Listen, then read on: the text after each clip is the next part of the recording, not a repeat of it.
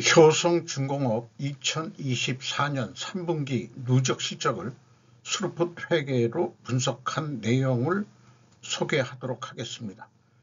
매출은 전년 동기 대비 4.6% 증가했고 영업이익은 9.8% 증가했습니다. 포괄 가공비 배부 재고자산 회전율은 2.8회전으로 나타났고 PBR은 3.27입니다. 중전기 3사 중 재고자산 매출원가 회계가 투명성이 가장 높다고 볼 수 있겠다, 이렇게 평가가 됩니다. 하나 좀 신선한 표현을 좀 패러디를 해봤는데요. 복식회계는 같았지만 20세기 제조업이 그것을 매우 다른 목적에 사용했다. 제조원가 회계가 그것이다. 21세기 신스루풋 회계도 마찬가지다. 우리가 주체적인 선택을 할 수 있으려면 먼저 그 새로운 회계가 무엇이고 무엇을 할 수 있는지 이해해야 한다. 이는 모든 기업의 시급한 책임이다. 넥서스 책의 331페이지에 나와 있는 내용을 신기술에 대한 것을 신회계로 제가 패러디를 해서 한번 상징적으로 표현해 봤습니다. 먼저 원가회계 손익으로서 매출은 2조 2787억 원을 달성해서 4.6% 증가했는데 미청구공사를 포함한 포괄 가공비 배부 재고자산은 26.1%가 증가했습니다. 이렇게 높게 증가하면은 원가회계는 미실현이익이 이미 미리 땡겨와서 이익이 낮다고 결산하는 그런 방식입니다. 그러니까 실제 이익은 이거보다 많이 뒤떨어집니다. 매출원가가 3.9% 약간 낮게 증가했기 때문에 매출 총이익이 3,547억 원으로 8.2% 증가했습니다. 매출 총이익률은 0.5% 상승했고 판매관리비하고 연구개발비가 0.6% 증가했습니다. 그 결과 영업이익은 1,529억 원으로서 전년 동기 대비 20.1%가 증가했습니다. 매출이 4.6% 증가했는데 영업이익은 20.1%가 증가했다. 매우 장사를 잘한 것처럼 보여지죠. 영업이익률 6.7%로서 0.9% 상승했고 원가 생산성도 0.01포인트가 상승했습니다. 신스루풋 회계로 분석한 결과를 미리 말씀드리면은 매출에 비례하는 매출 재료비는 1조 4,275억 원으로서 7.9%가 증가했습니다. 매출 증가율보다 3.3% 더 증가했기 때문에 여기서 우리는 원재료 및 외주비, 이건 건설공사 외주비입니다. 가격이 상승했다고 1차 추론을 할 수 있겠습니다. 스루풋 금액상 0.5% 감소했고 스루풋율 1.9% 하락했습니다. 운영경비 2% 줄였습니다. 그래서 그 결과 TOE 생산성은 1.16으로서 0.02포인트가 상승했고 스루풋 영업이익은 1,168억 원으로 9.8% 증가했습니다. 원가회계 영업이익보다 362억 원이 적은 수치입니다. 이 1,167억 원이 현실적인 실제 이익이라고 볼 수 있겠습니다. 스루풋 관점에서 그렇다는 얘기죠. 이렇게 적게 이익이 나오는 것은 포괄 가공비 배부 재고자산이 크게 증가했기 때문입니다. 그러면 재고자산 내역에 들어가 보면은 제품, 반제품, 제공품, 가공비 배부 재고자산이 446억 원이 증가했습니다.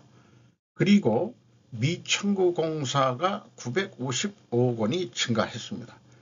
이 미청구공사는 원가회계에서 아직 청구를 하지 않은 거지만은 공정 진행률, 공사 진행률에 따라서 수익을 인식하는 회계 기준을 적용해서 매출이 일어났다고 보기 때문에 이익이 그만큼 증가하는 것으로 원가 회계가 수용을 하고 있는 거죠. 이것이 실질 이익들이 아니다, 이렇게 스루폿은 보고 있는 관점입니다. 비용의 성격적 분류 내용을 분석해 보면 오른쪽이 회사가 공시한 비용의 성격적 분류 내역인데, 이것을 분석을 위해서 MC 그냥 매출원가 제가 재료비라고 변동비 성격입니다. 그 다음에 나머지 비용들은 모두 운영경비라고 이렇게 두 개로 크게 우선 디커플링을 합니다. 그래서 회사는 이 재고자산의 변동을 제품 및 제공품 등의 변동 등이라는 표현을 했네요. 그리고 원재료 및 소모품 사용액인데 그냥 원재료로 그냥 통칭해서 표현을 했습니다.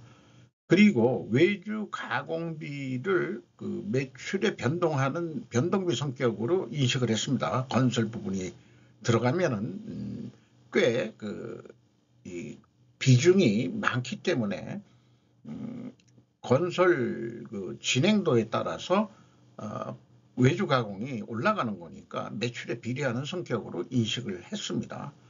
그래서 ABC를 더한 MC 매출원가 재료비, 요거는 변동비 성격으로 이해를 해 주시면 됩니다. 1조 3,914억 원으로서 6.8%가 증가했고 운영경비는 2%를 줄였습니다.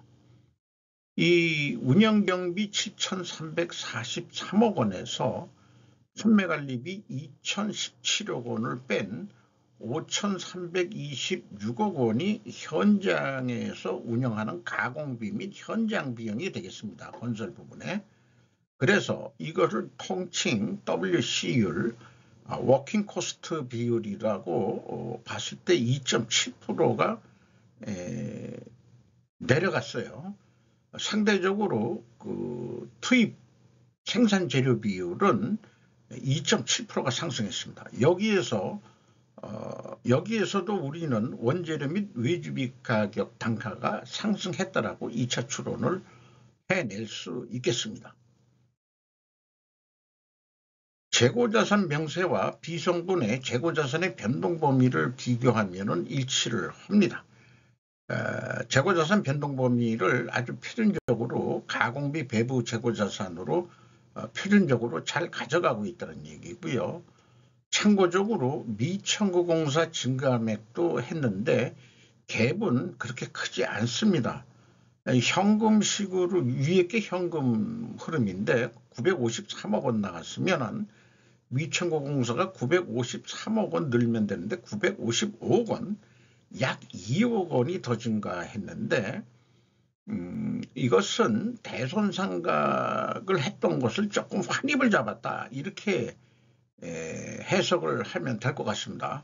원가 회계에서 미청구공사는 매출 채권 성격으로 인식을 하고 스루폿 분석은 포괄 제공으로 인식하기 때문에 저는 이것을 재고자산 성격으로 포괄 제공품 성격으로 인식을 해서 분석을 하고 있습니다.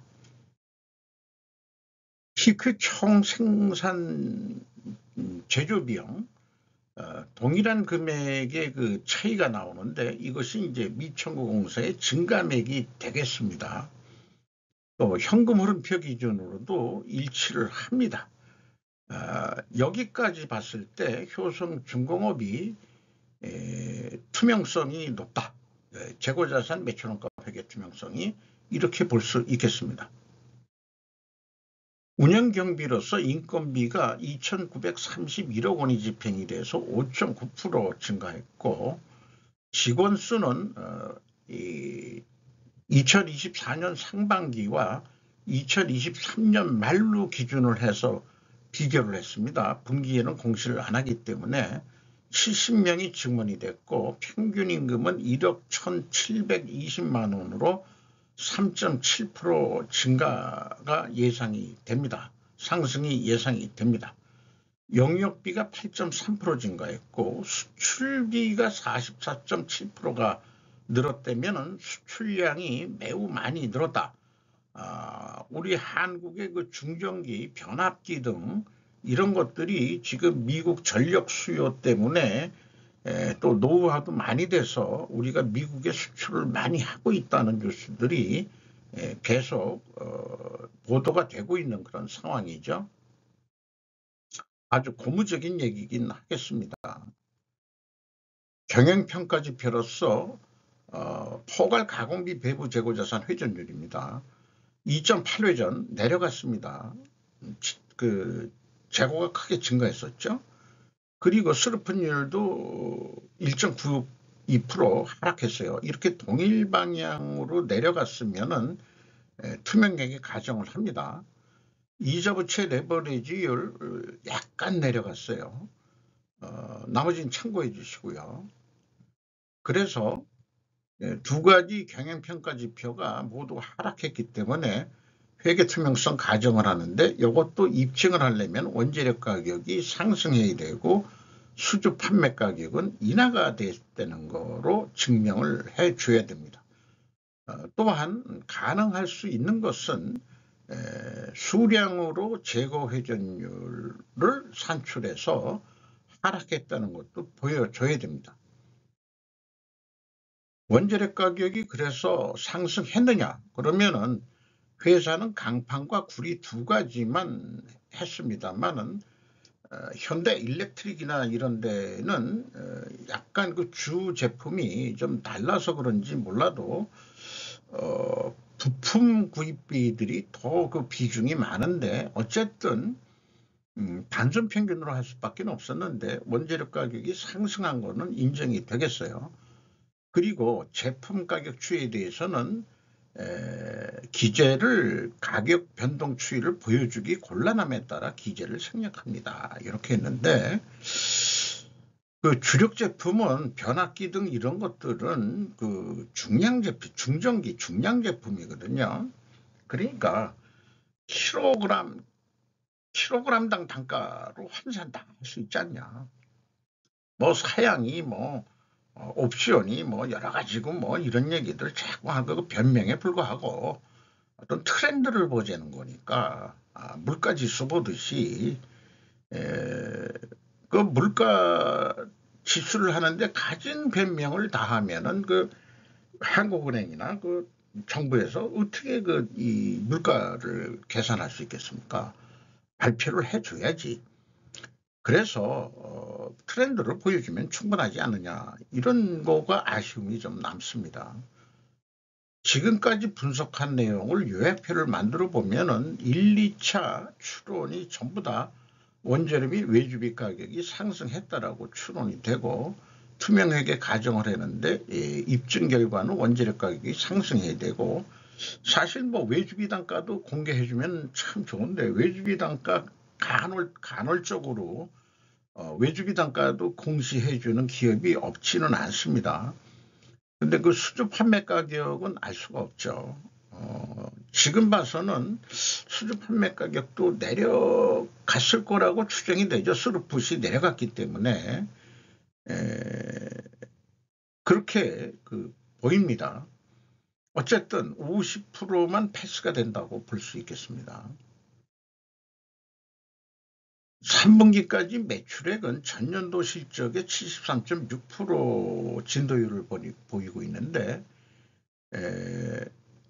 뭐 단순 예측으로 연말 매출은 오늘 판매한 만큼 내일도 팔릴 것이다. 이런 거로 해서 1 더하기 25% 산식을 적용해서 운영경비와 목표 이익을 더한 것을 스루프율로 나누면은 연말 매출액이 예상이 되겠습니다. 2조 8천억 분이 예상이 안 됩니다. 스루프상으로는. 그리고 매출 재료비 기준으로도 또 동일한 금액으로 예측해 볼 수 있겠습니다. 그래서 연말에 2조 8천억을 한다 그러면은 한 976억 원뿐이 안 남는 거로 보입니다. 스루프 기준으로는 그렇다는 얘기죠. 그러면은 실질 이익을 내기 위해서 어떻게 하는 거냐. 재고 회전율, 포괄 재고 회전율을 3.8회전 예상이 되는데 4회전까지 해보자. 이 얘기는 생산량을 조금 줄여서 재고를 줄이든지 아니면 판매를 조금 더 해서 재고를 줄이든지, 그리고 스루풋 상으로는 포괄 미천구 공사도 포괄 제공으로 보기 때문에 공사를 빨리 끝내가지고 미천구 공사를 줄여서 재고 회전율을 올린다. 그러면 3조 원은 해낼 것이다. 그리고 5.6% 매출 재료비가 올라갔을 때 운영경비는 비율적으로 1.8% 맥시멈 돈을 더 쓸 것이다. 이렇게까지 봤을 때 976억 원뿐이 안 되는데 더블 한 5% 정도 더 노력해서 영업이익은 거의 뭐 조금만 더 노력해도 2천억 정도로 나올 수 있는 그런 실적이 되겠습니다. 그러니까 제가 재고 회전율로 이렇게 판매 예측을 하는 것은 머니스톡 곱하기 머니톤이 경제 규모라는 거시경제 이론에 따라서 똑같이 적용이 될 수 있다라고 저는 그렇게 인식을 합니다. 그래서 재고에다가 인벤토리 턴, 그것이 매출 규모가 된다고 보는 거죠. 그러면은 이 인벤토리 회전에 따라서 매출액이 나타나는 거기 때문에 이런 논리를 가지고 3조 원 할 수 있을 것이다. 이렇게 예측을 하는 겁니다. 재고가 증가했기 때문에 원가 회계 영업이익보다 이익이 감소하는 거 보셨고요. 판매액가는 원가 회계보다 낮게 나오게 되어 있습니다. 판매액가도 계산은 하고 있는데 굳이 이제는 소개를 안 하고 있습니다. 스루풋 회계를 소개하는 게 목적이기 때문에. 그리고 또한 예가가 이게 어떤 납품 단가라든지 판매 가격의 책정에 어떤 메커니즘으로 본다 그러면은 인플레이션을 완화하는 기능이 있다. 스루풋 회계는 그렇게 저는 주장하고자 합니다. 주가는 41만 7,500원으로서 무려 25만 5,600원이 급격히 뛰었습니다. PBR은 3.27로 연초에 1.29에서 188%가 상승했습니다. 효성이 32.52% 지분을 가지고 있고 조현준 씨가 14.91%, 연금공단이 13.17%, NH 아문디 자산운용이 5.02%, 그리고 외국인이 15.23% 지분을 가지고 있는데 역시 JP 모건이 많이 투자를 하고 있는 것 같습니다. 구독, 좋아요 좀 부탁드리고요. 마지막으로 하나 또 소개하고 싶은 게 콘스트렌 제약이 스루풋과 인벤토리 재고를 지배한다. 매니지먼트 어텐션, 관리 주의력 제약의 원인으로 재고 자산의 결과가 나타난다고 간주할 수도 있다. 우리가 손익계산서를 보고서 제약 이론 경영의 스루풋 회계인데 그럼 제약이 뭡니까? 공정 중에 물리적 제약이 뭐냐 이렇게 물어보면은 제가 그냥 요거는 읽겠습니다. TOC 제약 이론 경영은 부분 최적화를 지향하고 전체 최적화 관점에서 경영을 하는 것을 말한다. 언뜻 보면 TOC가 전체주의 같이 오해할 소지가 있다. 분명 모든 데이터를 통제하고 감시 모니터링하며 필요한 조치를 하기 때문이다. 하지만 전체주의적 통제는 제약에만 적용하고 나머지는 비교적 민주주의라고 할 수 있다. 그 통제 목적은 지배하는 것이 아니라 그 제약에서 해방시켜주기 위해서 하는 전체주의적 관점이란 것입니다.